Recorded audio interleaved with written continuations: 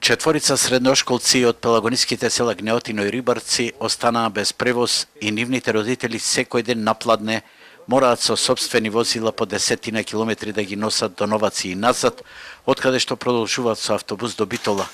Трите засегнати семејства доставија барање за решавање на нивниот проблем, но барем засега нема одговор ниту од училиштата, ниту од битолската општина.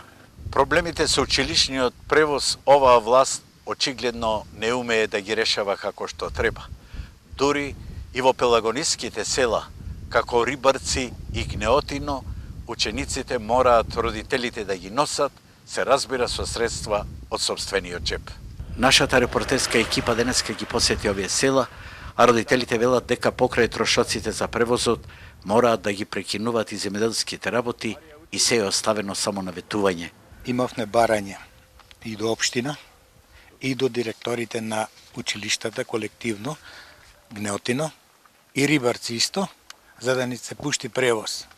Арнома нас ни е соопштено за нас дека нема превоз и никој ниту пак не прима, ниту како родители некој не побарува.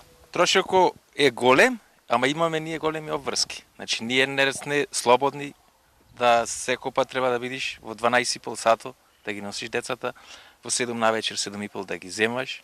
Значи кога се попладне пак истата. Слободно време воопшто немаме, али се трудиме, еве сега ќе оставаме работата, па мора да врската да ја средиме. Но тука не завршуваат нивните проблеми.